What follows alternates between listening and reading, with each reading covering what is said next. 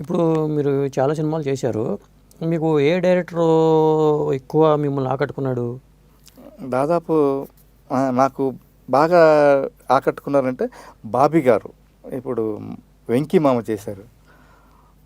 తర్వాత 'జై లవకుశ' చేశారు. 'గబ్బర్ సింగ్' చేశారు. నేను ఇప్పుడు 'గబ్బర్ మెగాస్టార్ చిరంజీవి గారితో కూడా సినిమా ఉంది. ఆయన నాకు 'గబ్బర్ సింగ్'లో పరిచయం అయ్యారు సార్. 'గబ్బర్ సింగ్'లో ఏమో ఎందుకు అట్లా దగ్గరయ్యారో నాకు తెలియదు. నేను మామూలుగా పోతూ ఉంటే ఒక ఆడిషన్ ఇచ్చాను. మామూలు అందరితో పాటు నా ఆడిషన్ కూడా ఉంది.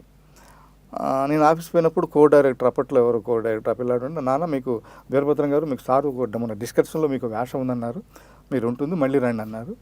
'గబ్బర్ సింగ్'లో చిన్న వేషం, పెద్ద డైలాగ్ లేవు కానీ 4-5 సార్లు ఎక్స్ప్రెషన్ ఇచ్చారు ఉండి. అయితే ఇంటర్వెల్ బ్యాంక్లో ఏదో మీ వేషం ఉందన్నారు. కొన్ని అనివార్య కారణాల వల్ల ఆ ఇంటర్వెల్ బ్యాంక్ నేను అనుకున్న బ్యాన్ సీన్ చేయలేదు. ఆయన తర్వాత ఆ షూటింగ్ అప్పుడే అన్నారు, వీరభద్రం గారు నెక్స్ట్ సినిమాలో చేద్దురు కానీ అన్నారు. తర్వాత 'జై లవకుశ' చేశారు. అందులో నాకు ఒక మంచి వేషం ఇచ్చారు. అయితే తర్వాత అవుట్డోర్ ఉంది సార్, ఆ వేషం కంటిన్యూషన్. అప్పుడు నేను అంటే వీళ్ళ సినిమా వాళ్ళ డేట్లకి ఈ టీవీ సీరియల్ డేట్లకి పొంతన ఉండవండి. శబ్దాలే వాళ్ళు సీరియల్ చేస్తున్న ఒకటి మంచి వేషం, అది ఒక కంటిన్యూ వేషం, ఒక పిచ్చి తండ్రి వేషం, చాలా ఇంపార్టెంట్ వేషం. అందులో సగం కమిట్ అయి ఉన్నా. వీళ్ళ తర్వాత అదే డేట్కి వీళ్ళు పిలిచారు. అయితే నేను వాళ్ళని రిక్వెస్ట్ చేశాను, సార్ మరి ఇది సీరియల్ ఆల్రెడీ కొన్ని రోజులు చేశా, నా పరిస్థితి ఇదంటే వాళ్ళు మన్నించారు. అందులో అట్లా సగం అయిపోయింది. తర్వాత 'వెంకీ మామ'లో సినిమా ఓపెనింగ్ మీరు గమనించే ఉంటారు. సినిమా ఓపెనింగ్ షాట్ నాతోనే, నాజర్ గారిని పరిచయం చేసే క్యారెక్టర్. అప్పుడు అన్నారు వీరభద్రం గారు, నెక్స్ట్ పిక్చర్లో మిమ్మల్ని సర్ప్రైజ్ చేసే వేషం ఇస్తాను, ఇప్పటికి ఇది మంచి వేషం చేయండి అన్నారు. నాకెందుకు ఆయన మీద గట్టి నమ్మకం. ఇప్పుడు ఎన్టీఆర్తో కాంబినేషన్లో మీకు అవకాశం రాలేదా?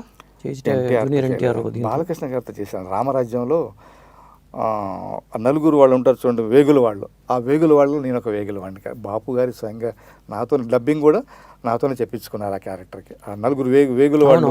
ఆయన బాబు ఇట్లా మీ గురించి ఇలా అనుకుంటున్నారు, ఇట్లా అనుకుంటున్నారు. ఆయన అడిగే సంవత్సరం వేరు, వీళ్ళేమో ఆయన గొప్పలు చెప్తారు, ఇక చెప్పకండి అంటాడు.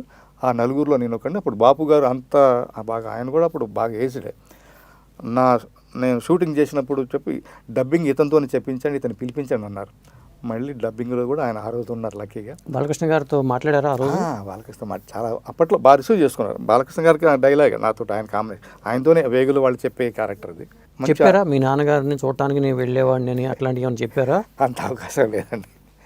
ఉండేది కానీ ఏమో అంటే నేను ఆయన డిస్టర్బ్ చేయదలుచుకోను. ఎందుకంటే కొన్ని రిస్ట్రిక్షన్ ఉంటాయి కదండి, పెద్ద ఆర్టిస్టులు మేము మామూలు వేషాలు వేసేవాళ్ళం, అంత పెద్ద చనువు ఉండదు. మొత్తానికి ఆ గౌరవభావం ఉంది, అంతే లేదండి.